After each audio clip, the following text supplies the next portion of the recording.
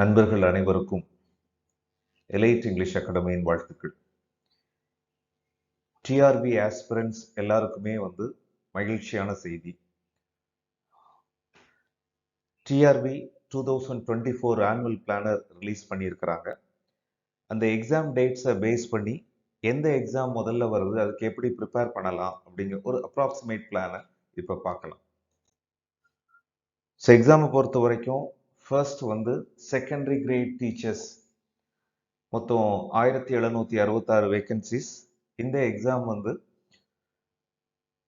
ஜான்வரியில் notify பண்ணி ஏப்ரலில் exam நடக்கும் அப்படிங்கிறது போட்டிருக்கிறாங்க.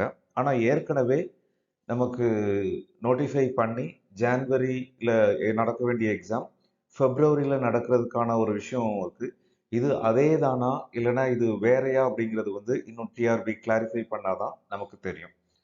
ஸோ அடுத்தது assistant professors in government arts and science colleges and colleges of education. TRB direct recruitment for colleges நேரடி நியமனம் பல வருஷமாக நடக்காமல் இருக்குது. ஸோ அதை பேஸ் பண்ணி இப்போ எக்ஸாம் தான் அப்படிங்கிற ஒரு ஸ்ட்ராட்டஜிஸ் கவர்மெண்ட் எடுத்திருக்கிறாங்க. இது தொடர்பாக கேஸ் எல்லாம் இருக்கிறதா சொல்கிறாங்க. இருந்தாலும் இந்த நோட்டிஃபிகேஷன் படி 4000 வேகன்சிஸை ஃபெப்ரவரியில் நோட்டிஃபை பண்ணி ஜூனில் எக்ஸாம் வச்சு எடுப்போம் அப்படிங்கிற பிளானை டிஆர்பி கொடுத்துருக்குறாங்க. இது ஒரு பெரிய நம்பர். குறிப்பாக எல்லா காலேஜ் டீச்சர்ஸ் போஸ்டிங்க்கு வெயிட் பண்ணிட்டு இருக்கிறவங்களுக்குலாம் இது முக்கியமான செய்தி. இதோட சிலபஸ் அப்படின்னு பார்த்தோம்னா இன்னும் அப்லோட் பண்ணலை. பெரும்பாலும் நெட் எக்ஸாம், செட் எக்ஸாம் இதை பேஸ் பண்ணி இருக்கிறதுக்கு தான் வாய்ப்பு இருக்குது. இது போக போஸ்ட் கிராஜுவேட் அசிஸ்டன்ஸ். ஸோ வழக்கமாக இதில் நிறைய வேகன்சிஸ் இருக்கும். ஆனால் இந்த வருஷம் ஆனுவல் பிளானர் படி 200 வேகன்சிஸ் தான் காமிச்சிருக்கிறாங்க. இது நமக்கு மேலே நோட்டிஃபை பண்ணி ஆகஸ்டில் நடக்கும் அப்படிங்கிற ஒரு விஷயம் சொல்லியிருக்கிறாங்க. இது போக டெட் எக்ஸாம் ஏப்ரலில் நோட்டிஃபை பண்ணி ஜூலைலையும், அடுத்து எஸ்சிஆர்டி லெக்சரர்ஸ் எக்ஸாம் செப்டம்பரில் நோட்டிஃபை பண்ணி டிசம்பரில் பண்ணுவோம்னு சொல்லியிருக்கிறாங்க. ஏற்கனவே போன வருஷமும் பிளானரில் இருந்தது, ஆனால் எக்ஸாம் நடத்தலை. இதில் மேஜர் எக்ஸ்க்ளூஷன் என்ன அப்படின்னா பாலிடெக்னிக் லெக்சரர் எக்ஸாம். ஏற்கனவே போன வருஷமும் நோட்டிஃபை பண்ணியிருந்தாங்க, ஆனால் நடத்தலை. ஆனால் இந்த வருஷம் ஆனுவல் பிளானர்லேயே இல்லை. ஸோ அதனால் பாலிடெக்னிக் லெக்சரர் எக்ஸாமுக்கு ப்ரிப்பேர் பண்ணுறவங்கெல்லாம் கொஞ்சம் அப்செட்டில் தான் இருந்தாங்க. பட் இதுலேயே அந்த நோட்டிஃபிகேஷன் கவர்மெண்ட்டோட இதில் கடைசியாக ஒரு நோட் போட்டிருந்தாங்க. இது அப்ராக்சிமேட் வேகன்சிஸ் தான். இந்த வேகன்சிஸும் எக்ஸாம்ஸும் அதில் சேர்த்தல் நீக்கல் டிஆர்பியோட உரிமைக்கு உட்பட்டது அப்படிங்கிற மாதிரி ஒரு நியூஸ் போட்டிருந்தாங்க. ஏற்கனவே பல தடவை ரிவைஸ்ட் நோட்டிஃபிகேஷன் போட்டிருக்கிறாங்க. அதனால் ஸோ இந்த பாலிடெக்னிக் லெக்சரர் எக்ஸாமுக்கும் மற்ற இன்னும் இன்க்ரீஸ்டு வேகன்சிஸ்க்கும் எல்லாத்துலேயுமே பாசிபிலிட்டிஸ் இருக்குது.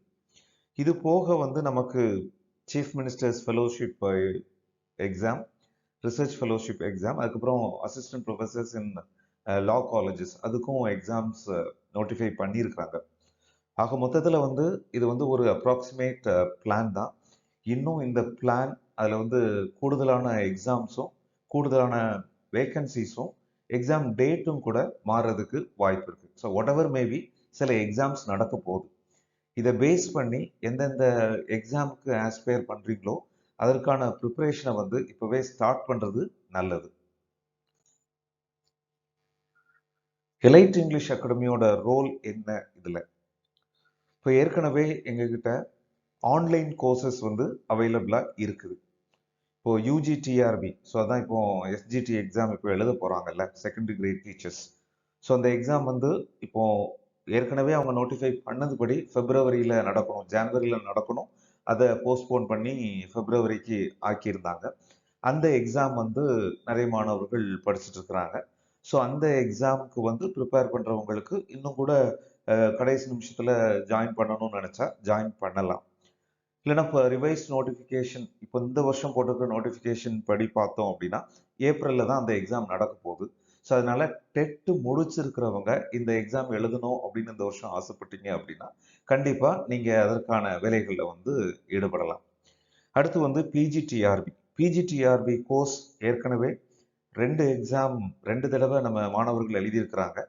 ஸோ 2 தடவையும் மொத்த வேகன்சிஸ் பப்ளிஷ் பண்ணதில் 10%.